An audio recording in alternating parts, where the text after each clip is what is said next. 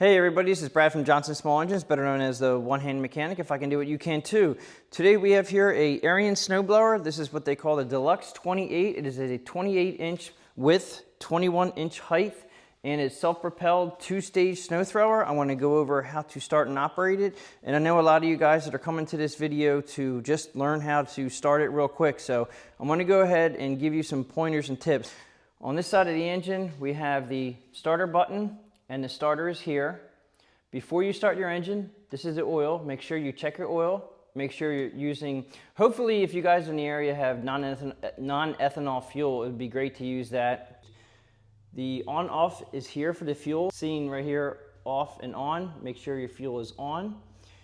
Over here we have run and stop. You have to make sure it is on run.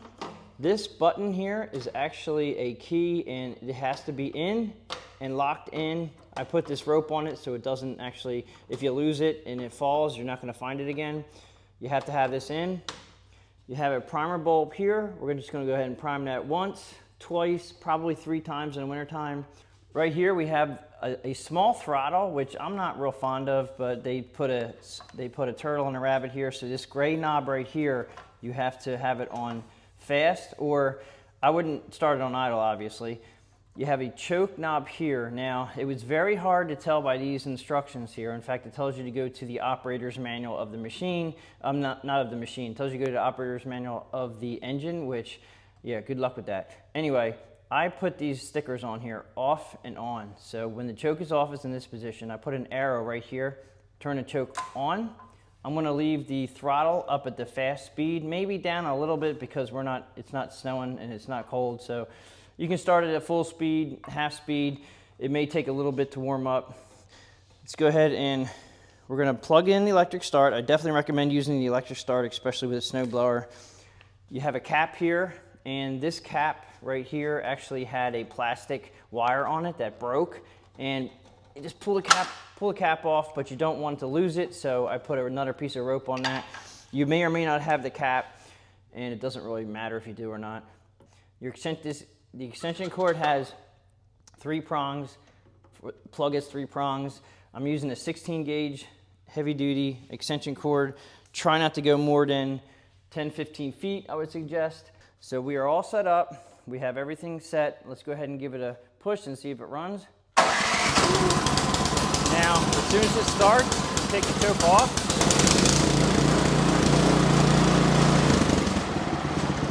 I just idled it down, but pretty much when it starts, you want to take it from the on position on choke to the off position here. Not sure if you can hear me on that one, but as soon as it starts up, you take the choke off. Now, if it does surge up and down, up and down, up and down, which it may because of the cold, you may need to leave the choke on a little bit, but just remember, when you go to use the machine, the choke should be in the off position.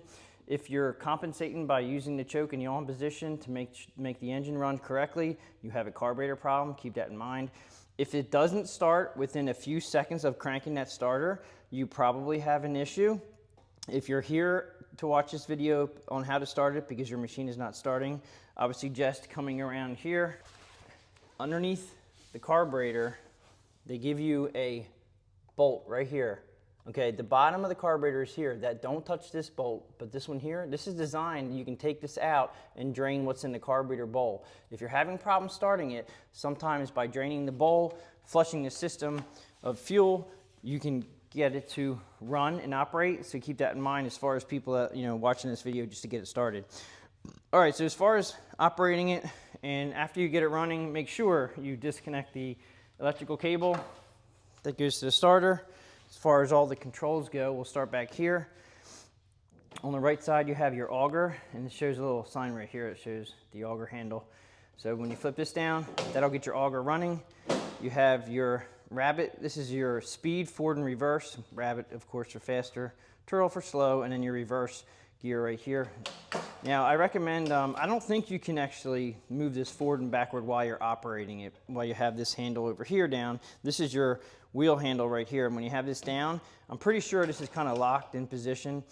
And we'll give it a shot. We'll try to run around here. This handle here is for your chute tilt right here. So when you just go up and down where you want to blow the snow. And this large handle here is for your left and right.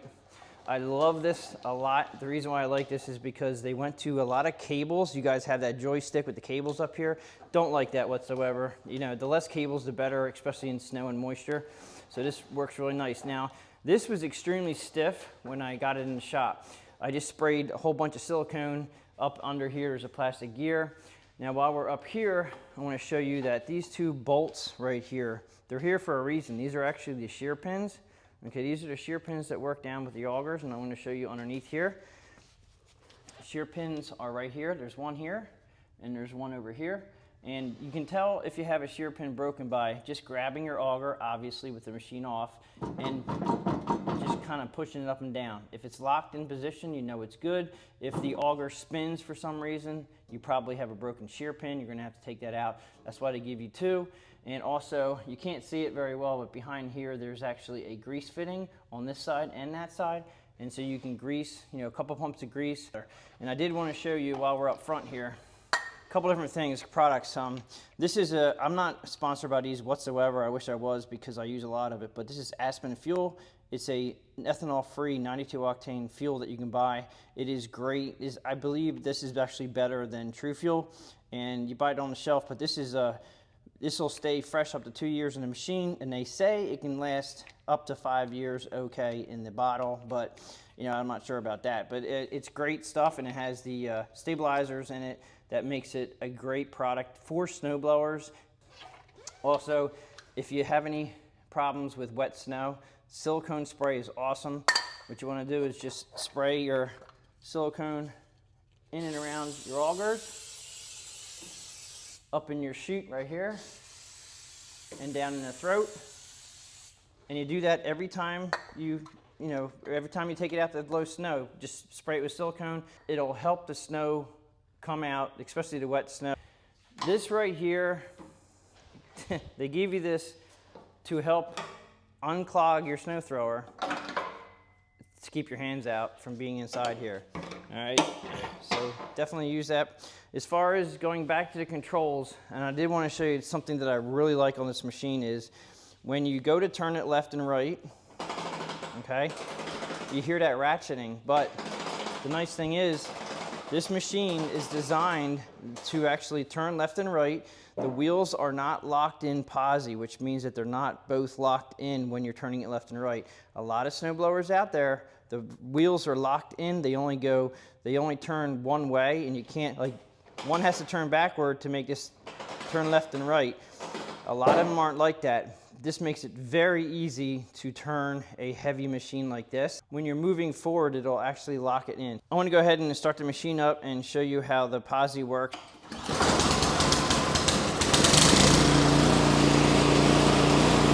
As you can see, the light is on right here. That only works. Turn this down so you guys can hear me a little bit.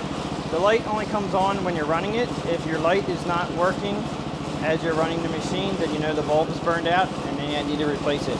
But as far as the posi traction right here, when you hit the handle, both tires will roll and then they're posi. If you can see that, I'm holding it back. And then when you turn it, they unlock until you go forward.